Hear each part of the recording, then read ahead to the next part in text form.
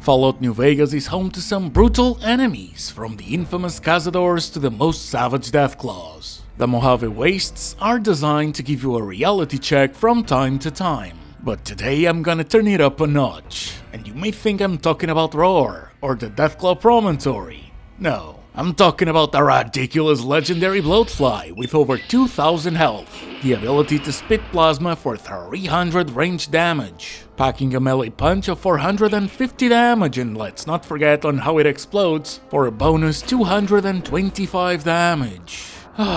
This one's gonna be messy, and so, can you beat the hardest boss in Fallout New Vegas at the lowest level possible, with ease? A tickle to the brain and a weird dream later, and this courier's hellbent on giving you an early Christmas present. I must enter Old World Blues at level 1.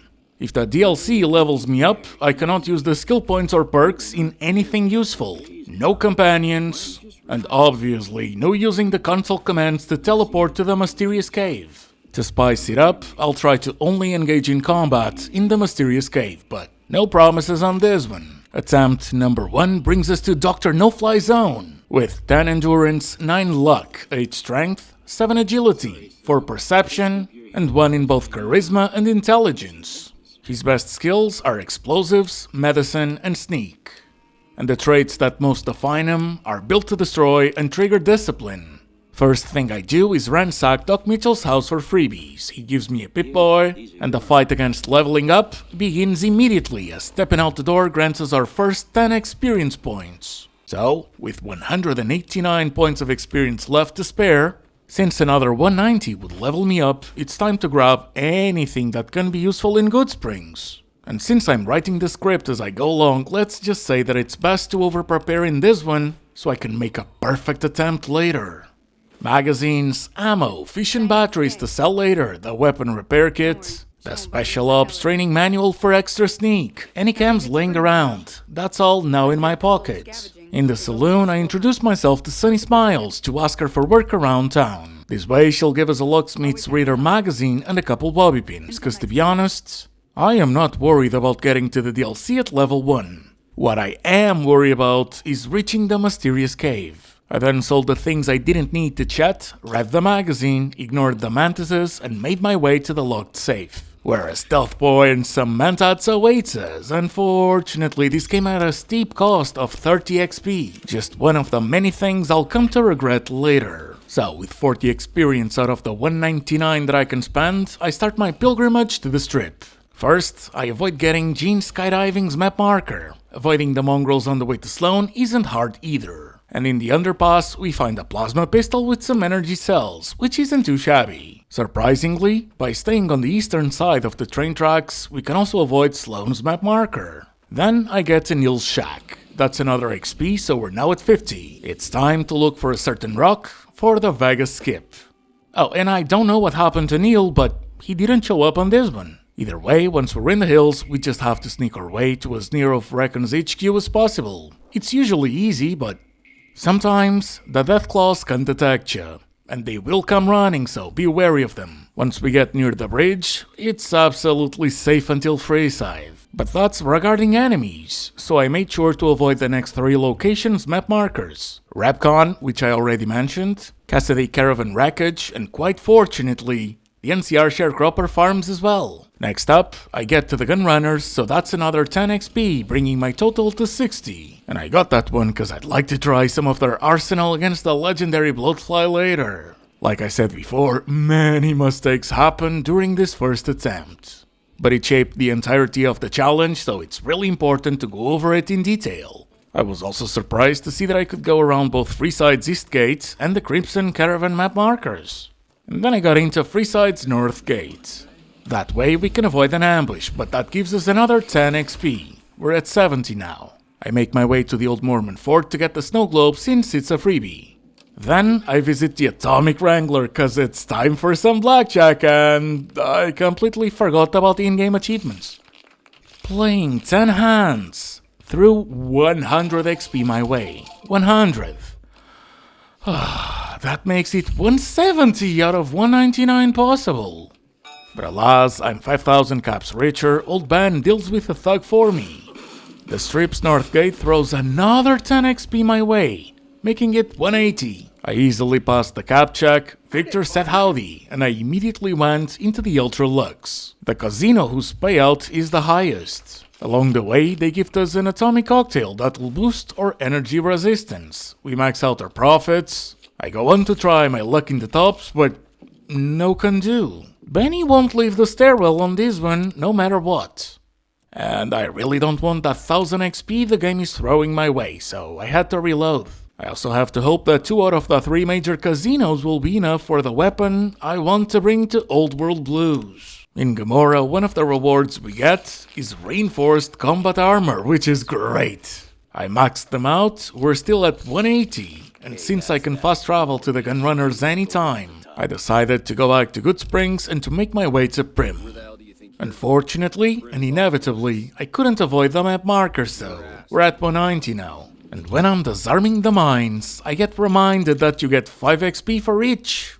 So, that's a no-no. I reload and go through the underpass instead. By the time I'm approaching the desert, I really regret getting that stealth boy in Goodsprings. So, I looked up if I could remove the 30 XP, I would just drop the stealth boy. But apparently that is not possible in New Vegas. What would be possible was to ignore the schoolhouse's safe and go to Jackrabbit Springs instead.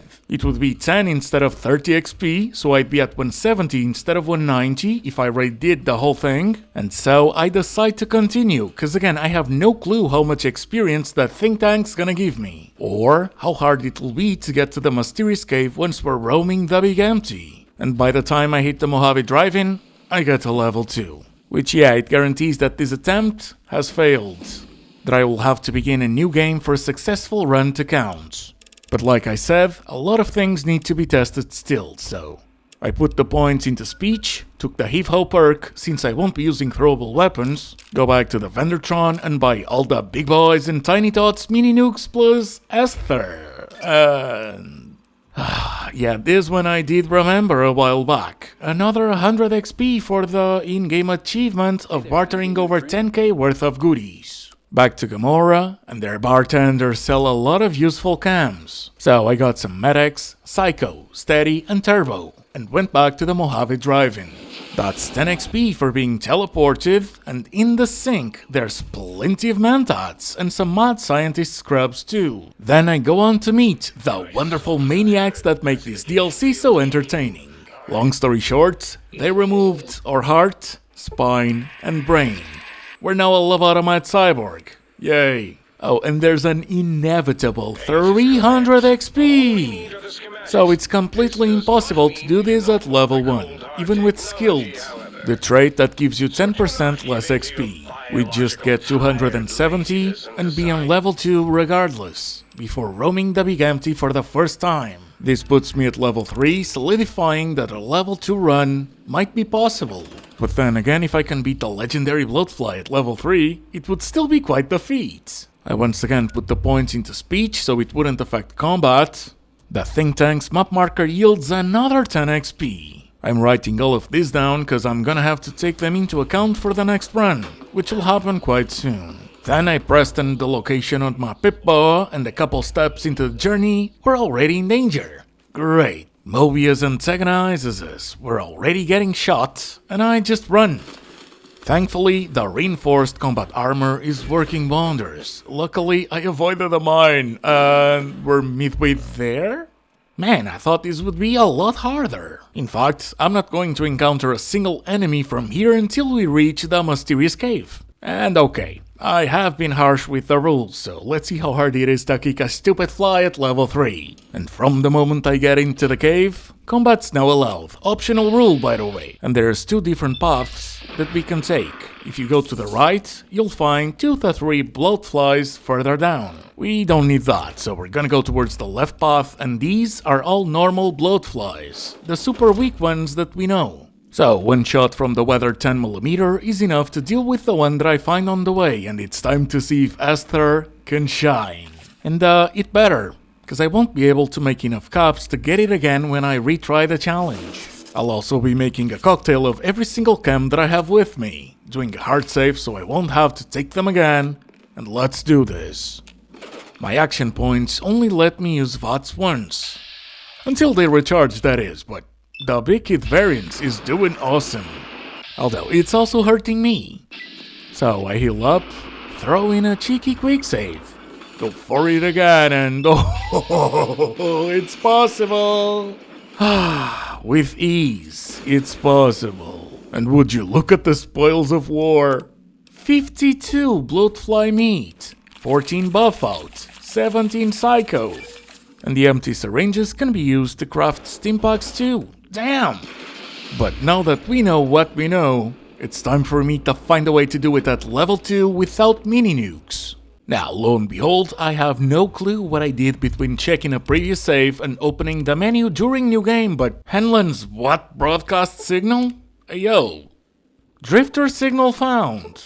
Bruce signal? Redback. Lily's grandkids. What in the wild wasteland's happening? Anyways, we're naming this guy Help. And the new stats are 10 endurance, 9 luck, 8 strength, 7 agility and 4 perception, with 1 in the rest. Same skills, but this time for the traits I'm gonna go with Trigger Discipline and Wild Wasteland. Cause on this second attempt, I'll be min-maxing the XP. Obviously. So I didn't even get anything from Goodsprings and made a beeline to the Mojave Drive-In. Though I did notice someone in the distance, but it was just a prospector.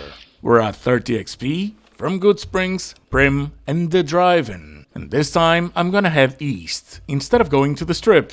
I made sure to go round Nipton, avoided the ambush by going up the hill, and made sure to also avoid both the Rat Scorpions and the Grenade Rifle guy. Approaching Wolfhorn Ranch from its west side also allowed me to not get the map marker, and so I safely reached Camp Searchlight, where despite Oster's warnings, I do have to go into the irradiated church's basement on the other end of town. I did manage to not engage with the ghoul troopers, but I still got some minor radiation poisoning. And over here, the golden geckos, they weren't being kind. But on the next attempt, I grabbed the Wild Wasteland's strongest explosives, 3 holy frag grenades. Once that was done, I just started going in the Searchlight Airport's direction, both to avoid the ghouls and so I could fast travel as fast as possible. Back in Goodsprings, I sold some stuff to Doc Mitchell so he could heal my radiation. I got me some more stimpaks that he had laying around and did the Vegas skip again. But this time, instead of going to the Gunrunners, I thought of getting Abilene, the unique BB gun that crits really well, but right. It's only available in Filth Shack if you don't choose Wild Wasteland. With this trait, it's now locked behind Jimmy's Well, which requires doing the quest to heal Rex. However, this is actually a blessing in disguise, cause there's a much better weapon that we can get. So, without a single map marker in the way, and carefully avoiding the fiends near the northwestern bit of the map, I finally reached my destination. The alien encounter. I'll make this the exception to the optional rule. And with the mercenary's grenade rifle in hand, and a handful of attempts, I managed to take only the alien captain down. The game throws quote-unquote only 50 XP my way, I make a run for it, grab the alien blaster and have to redo it all over again. The 2 little green men were really pissed off about their captain. Nevertheless, I managed to grab the final piece of the puzzle. And then I just had to run and heal as necessary until I was able to fast travel again. I took a nap in Easy Pete's house, and went back to the Mojave Drive-In to enter Old World Blues, another unskippable cutscene, and 6 robots later, since Mobius interjects too, and yeah. Dr. Klein gives me another 300 XP, so once again I put the points into speech, but this time, I don't take the heavy hoe perk since the holy frag grenades sound like throwables in my head, and I don't want to risk it.